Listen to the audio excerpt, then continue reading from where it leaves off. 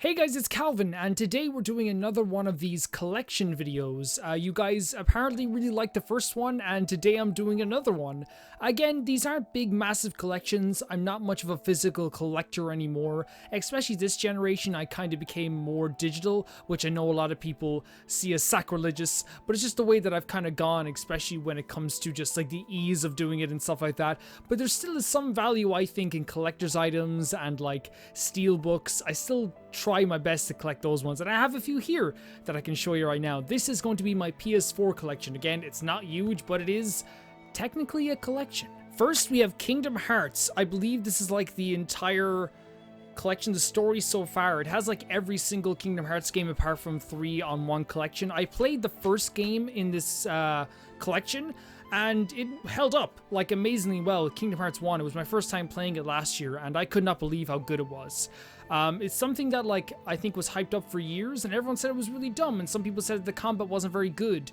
I found myself actually getting really into it. Next is Shenmue 1 and 2, the remaster for the PlayStation 4.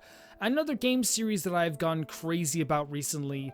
I was one of those people that believed that Shenmue wouldn't hold up. I was like, oh man, this game is like not very good, and people just like it for nostalgia. I said that years ago, like 5 or 6 years ago, and then I eventually played the remaster, and I was like, whoa, I was an idiot. I was a big goddamn idiot. This is one of my favorite game series of all time now. I believe that like a lot of people who play this game that don't like it, they don't like kind of the boredom that comes along with it, but I think one of the best things about Shenmue is that they give you so much free time and so much like empty space with no quests, no real side quests, just like stuff, nothing really to do, so you can find something to do. I believe there was a quote a long time ago from someone on the team talking about the boredom of being a teenager and how teenagers will tend to try and fill their time with whatever they can and whatever is at their disposal. And that very much is what happens in Shenmue. You were given so much time to explore in between the story that you kind of just have to find something to do. And when you do, it's some of the most fun and rewarding things that you can do, I think, in all of video games. Destiny. This is a weird one because a lot of people didn't like this game, and I can understand why, but for me, I've never played a first-person shooter really before this, and fell in love with this game. I was able to play with a bunch of friends and make a lot of new friends playing this game, and I feel like one of the best things about this game is the precise shooting. I never felt like whenever I missed, I never once could blame the game because I felt like it was so good in what it was able to do. Personally, I think the most fun thing about this game is that it has like an actual fun campaign. Not a great campaign, the story's not anything to write home about, but it was fun playing it alone and with friends at the same time. I rebought this game twice because I traded in the first time because I was bad at it. I bought it a second time and got good at it, and that's pretty much the story of a lot of video games in my life. Sekiro, Shadows Die Twice. This game is so good. It is like pretty much like, to me, almost like a culmination for the director Hidetaka Miyazaki finally being able to create something that is not Dark Souls, and then finally knowing that people will play something by him that is not Dark Souls or Demon Souls. It's such a precise game. I have so much fun and fond memories of playing this game. I've only played through it 5 times, which is different from other Souls games because it doesn't really have that replayability, but the world is here. The amazing characters are here. The lore is all there. If you love Dark Souls or love that type of world, it's there. The combat is very different, but I think that in this game, some of the boss battles are my favorite of all time. There's one boss battle that I don't want to spoil or say his name because then you will know right away that he's a boss battle, but it is my favorite boss battle, I think, maybe ever. I can't think of one that's better. It's so good. It's so freaking good, and it's just because it's like this perfect amalgamation of everything in one moment. The weather around us, the state that we are in, the place that we are in, and the emotions going on between the two characters. It works so well, and I hope that you guys try this at some point. Dead Island Definitive Edition, a game that honestly shot itself in the foot. It had an unbelievably great ad campaign that kind of just went against it in the end. The ad campaign showed this amazing emotional story that really kind of wasn't there in the game. It is kind of like a Left 4 Dead style video game in an open world setting. But when I played this game, I never saw the original trailer, so I never had that emotion going into it or that feeling that I was being betrayed going into it. And all of a sudden, I was just blown away by how fun this is. Think of it like zombies on a desert island. Not on a desert island, zombies on a resort island, actually, the opposite of a desert island.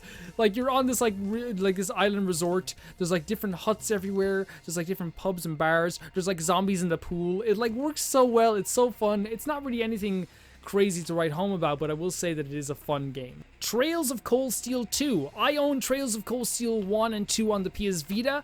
I rebought Trails of Cold Steel 1 on the PlayStation 4 by downloading it, and then for some reason I bought a physical copy of Trails of Cold Steel 2 and bought a digital version of Trails of Cold Steel 3. You collectors at home are going nuts, because that must make you feel so inconsistent, because it does to me sometimes too, and I'm not even a collector. I look at the shelf and I'm like, I only have one of these games, and for some reason I bought the other two digitally. But hey, whatever. I love this series, an amazing RPG series. It's crazy that they were able to tell the story of a war, pre-war, civil war, and post-war, and how that affects an entire country over the course of 3 games. And they're not even done yet. There's still one more game to go. I hit the microphone. It's one of the reasons why I think that for sure Final Fantasy VII can work, because this really is one big game split into 4 parts. Resident Evil 2. I mean, come on. This is one of my favorite horror games of all time, but this is like, to me, the pinnacle of where horror games are heading in the future.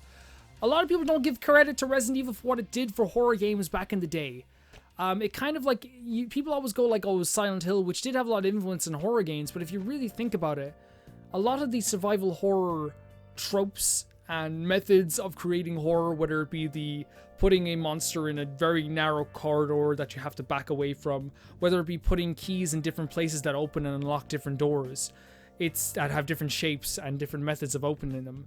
Really, this was the first series to call the genre survival horror. In fact, it invented the phrase survival horror, and I really think Resident Evil 2 exceeded everyone's expectations. Really fantastic game, and I can't wait for Resident Evil 3. It's gonna be awesome. Yakuza 0. This is an amazing series that is best to go in blind. I'm not going to talk too much about it. I love this entire series. What I will say is that this is kind of the game that kind of started it all up for the West again. All of a sudden, everyone was getting more excited about Yakuza once more, because this emotionally gratifying story hit the West. And all of a sudden, you heard everyone talking about it, and it kind of became this thing where it's like, I kind of have to play it now. Like, I can't not but play it. Everyone's telling me to play it, and of course I loved it when I did. WWE 2K19. It's a wrestling game. Final Fantasy XII, the Zodiac Age. This is if I can get this right, a Steelbook that honestly I got for $14.99. One of the cheapest, most gratifying purchases I've ever had. Seeing this on the shelf, $14.99. I actually bought it after a really hard job interview, and I was like, okay, like I deserve a reward. I like bought this game and like had so much fun with it. It's like a time capsule of a video game. There will never be a video game like it afterwards, and there was never one before it. It perfectly encapsulates the time that it was created and the time it was made in. A lot of changes made to the remaster, but I think everything is still pretty solid. I think everything is even more solid. If you're going to play a version of this game, Final Fantasy XII The Zodiac Age on the PlayStation 4, I think it's on Xbox too, and I think it's on Switch as well. So pick it up. I think it's on PC also.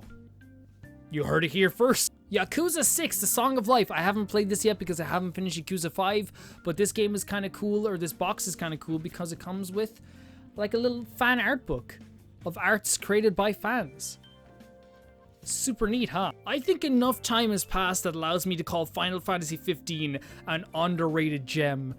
I was so confused when I saw the middling reviews for this game, and how fans kind of like didn't take to this game quite as much as other games or other Final Fantasy games. This, to me, was one of my favorite games of that year. It didn't quite make my Game of the Year video, which I'll actually put down below. I have a Game of the Year video from that year. You can see what I felt about that game. But I fell in love with every single character. Like, every single character I was there with and like felt emotionally attached to. Especially like Prompto. Prompto, for some reason, I just could not... I wanted to hug him, like, all the time. It doesn't have the same kind of, like, beats as a Final Fantasy game. I think that it also is void of a lot of story at some points, but the world itself and the sparse story itself kind of really, in my opinion, improves it, because it allows me to make this game kind of my own, which I kind of liked, even though I do love the characters.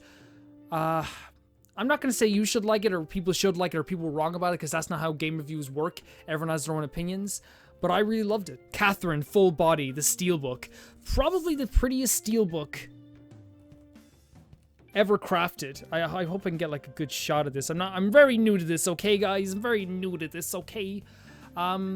This is an amazing game. Again, it's another one of those games, the more I don't say about it, the better, but it is a very lustful, sexual, and honestly magic game. And the new additions they made to this version as well make the whole purchase worth it. I haven't gone through it a second time since, but I am planning on doing that over the summer. I think it's gonna be very fun. One of the best directors of all time. He didn't direct this though, but I really feel like you could make a case that this is one of the most interesting and unique games ever made. And who could forget Persona 5, my game of the decade? Directed by Katsura Hashino, just like Catherine was. I'm sorry I neglected to say who he was there. Honestly, my favorite director, probably one of my favorite directors of all time. If I had to make a favorite director list, it would be like people like Fumito Ueda, Hidetaka Miyazaki, Katsura Hashino, a lot of more directors as well that deserve to be there. I should make my favorite directors list on YouTube. But honestly, like, this is pretty much one of my favorite RPGs ever. I always like go between this and Final Fantasy X as like, and like Persona 4 Golden as like my favorite RPGs I've ever played. It's become a game that a lot of people look down on because it's hyped up so much. But I'm telling you this right now, for all the people that have played Persona 5, back me up on this. It's worth the hype. It lives up to the hype, and in some cases, for some people, it exceeds the hype. For me, it did. I was waiting for this game for so long, and I went into college and I bought it. I got it in my local the local store down in college. And I remember like hugging this and not being able to like contain myself, having to wait for the train. It was one of my favorite things ever. Do you remember this as a kid? By the way, this is the beautiful Steelbook. Look at that. Look at that. Do you remember that as a kid when you would look on the back of the box and you would be like, so I was like all the way home, I was like this. I was like, a group of high school students are out to reform Tokyo society troubled by the deception of hypocrisy all around them. These phantom thieves will steal into the hearts of people and confront the problem from the inside out. I was like reading that over and over again, and I miss that kind of thing because they don't really have manuals with games anymore. Let me try and get this in frame. The Shenmue III Collector's Edition. Oh dear lord, look at this now. This is like one of my this is my baby. Look at this box. And like maybe we can actually take a look inside of it. Again, I talked about Shenmue as being one of my favorite series ever.